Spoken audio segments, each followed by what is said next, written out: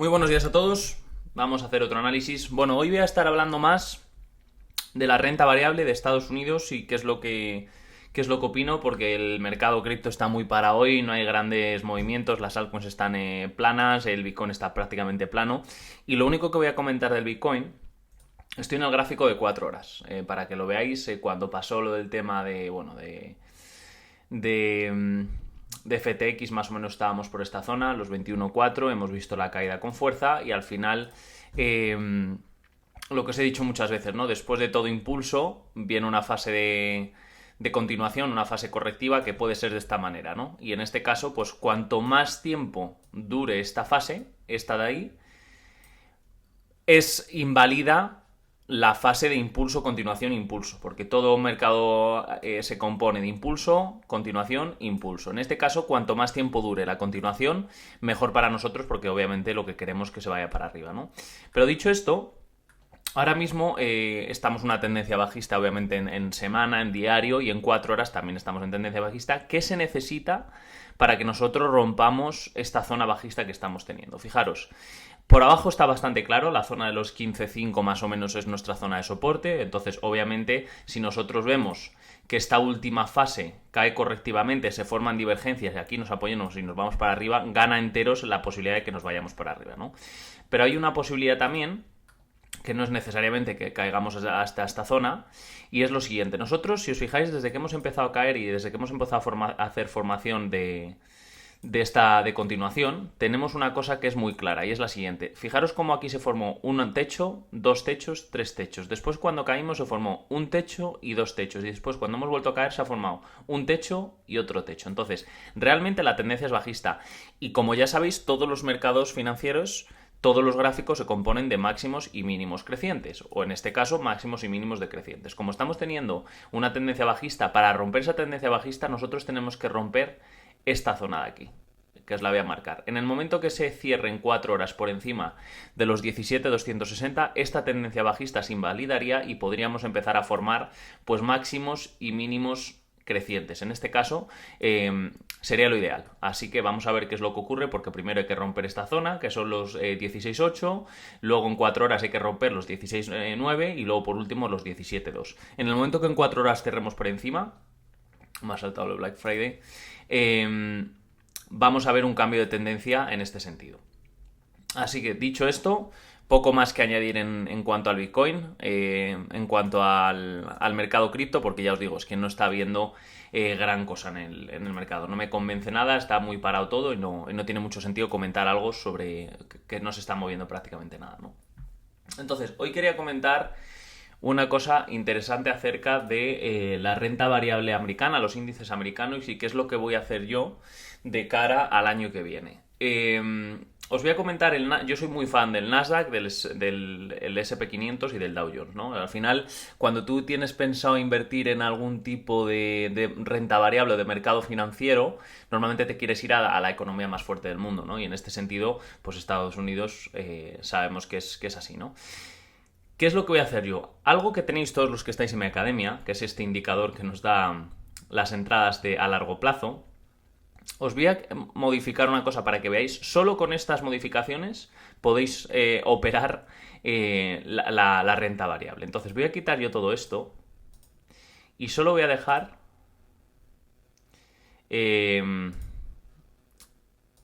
las señales a largo plazo. Fijaros, esto es el SP500. El SP500 nos ha dado zonas de compra a largo plazo desde que prácticamente salió. Esto fue en 2009, bueno, no es que desde que saliera, es que más o menos es desde donde nos da la historia TradingView, pero bueno, 2009 hemos visto subidas muy fuertes, desde los 600 hasta los 1200, luego correcciones, luego nos fuimos una salida hasta los 1400 y caímos hasta la zona de los 1000. Aquí tuvimos la primera señal a largo plazo en el SP500. Entonces, una persona... al igual que os digo que en el Bitcoin hay que hacer DCA, ir acumulando según va bajando, no al revés, no compra según sube, compra según baja. En el SP500, en el Nasdaq y en el Dow Jones, 3/4 es lo mismo. Fijaros que tuvimos aquí una corrección. Históricamente las correcciones del Nasdaq, como mucho hemos tenido un 30 y tantos %, ¿no? En pandemia, cuando pasó, ahora lo veremos, esta fue un 22%, nos da señal a largo plazo y fijaros la salida. Luego tuvimos un pequeño mercado de corrección en el que vimos un 10%, pero eso es lo que os digo, que no hay grandes movimientos bajistas. Entonces, podemos aprovechar este tipo de correcciones que no son muy grandes, pero podemos aprovecharlas para irnos para arriba. Fijaros cómo se forma aquí esta forma de doble suelo, nos da señal a largo plazo y se va para arriba. Luego tuvimos esta corrección en el 2018, prácticamente, fijaros que una corrección del 12%. Fijaros que esta también nos dio una señal de venta, de recoger beneficios. O sea, aquel que entró aquí podía mantener, acumular más aquí y vender toda esta posición, venderla aquí. Y al final, pues bueno, te ahorras perder un 10%. Ves que luego además, si hubieses vendido aquí, tienes toda la liquidez ganada para volver a comprar aquí. Y vemos el rally, un 40% más. Y es que nos avisa... bueno, tenemos la corrección en plena pandemia, que fue de un 30 y... Esta ha sido la corrección más grande que hemos tenido, si no me equivoco, en el SP500, de un 36%. ¿Y qué es lo que hace? Nos da señal a largo plazo y se va hasta aquí, un 111% subida. Y ahora nos ha dado dos señales de compra. Si os fijáis, muchas veces cuando tenemos dobles suelos es cuando se termina un mercado bajista. Si nosotros analizamos el SP500, toda esta zona era importante.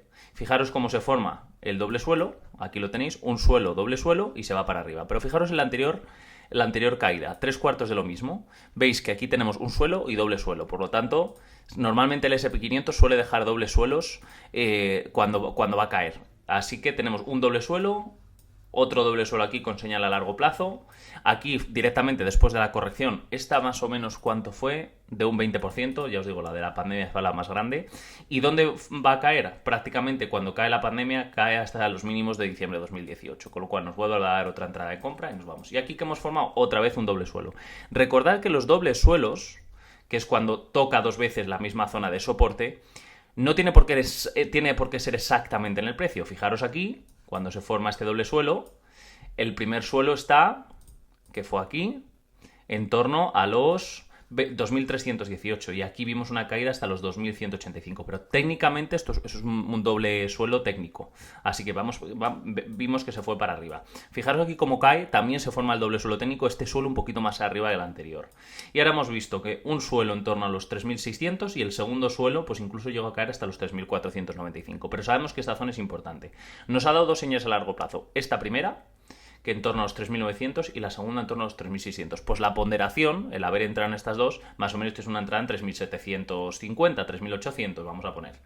Entonces ya más o menos pues se le lleva ganado un 5, un 6% al SP500. Ya os digo, se pueden aprovechar estas señales a largo plazo. Fijaros en el Nasdaq, 3/4 de lo mismo.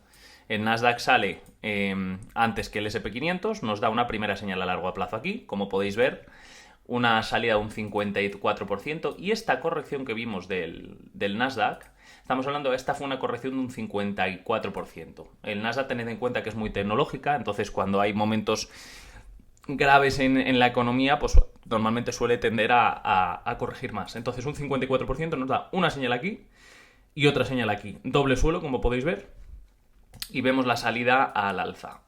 ¿Cuándo volvimos a ver otra corrección? La máxima que hemos visto hasta ahora es de un 54, luego aquí vimos en el 2018 una corrección de un 24, nos da señal a largo plazo, nos vamos para arriba, aquí tuvimos una corrección de un 31%, señal a largo plazo, nos vamos para arriba, y aquí nos ha dado también otras dos. Una más o menos en torno a los 12.100 y la otra nos la ha dado en 11.100. Entonces, más o menos la entrada es 11.500, si no me equivoco. Entonces ya le estamos ganando algo. Entonces, lo lógico es cada vez que nos salga una señal a largo plazo, ir ponderando. Y en el Dow Jones, 3/4 lo mismo. El Dow Jones tiene obviamente más historia. Nos vamos a remontar más al 2004. Aquí fijaros lo interesante de esto. El Dow Jones, cuando tuvimos la crisis de 2008, obviamente aquí sufre más. ¿Por qué sufre más el Dow Jones que el Nasdaq y que el SP500? Fijaros, el Nasdaq son prácticamente empresas tecnológicas. El SP500 tienes empresas más jóvenes, que tienen menos historia.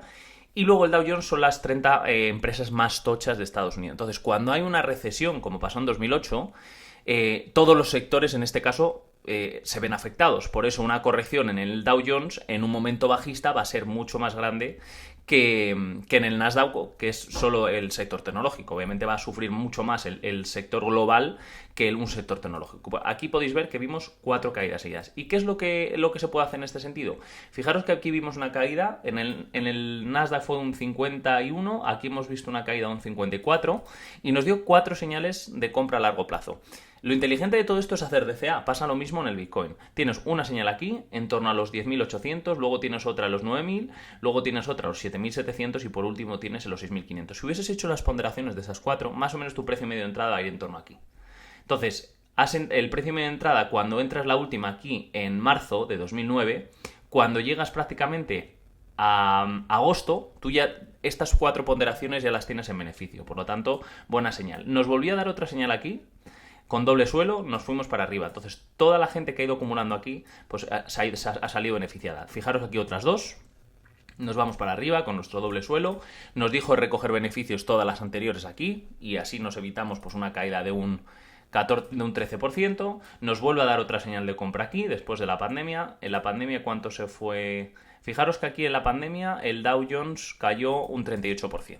Así que bueno, un poquito más que el Nasdaq y el S&P 500.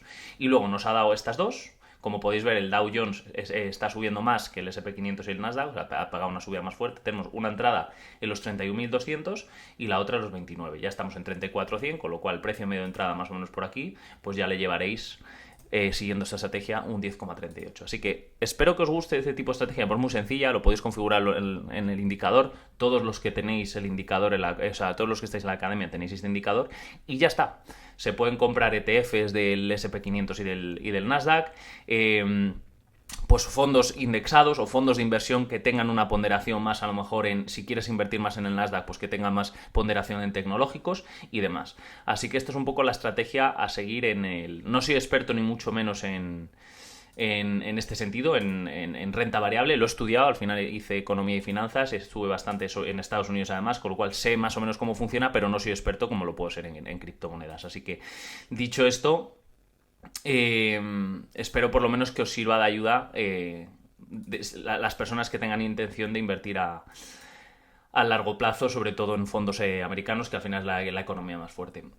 Poco más que comentar por hoy, chicos. Lo dicho, el dólar tether, lo que os explicaba ayer de la dominancia, hemos roto este canal. Lo lógico, ahora se está apoyando, como podéis ver, en la media móvil roja, pero en el momento que haya la rotura de la media móvil roja, tenemos camino para que el Bitcoin como mínimo suba un 15, un 20% de cara a los próximos 20, 30 días. Os voy a dejar con esto, que tengáis muy buen viernes, buen fin de semana, desconectar lo máximo posible y nos vemos al siguiente. Saludos.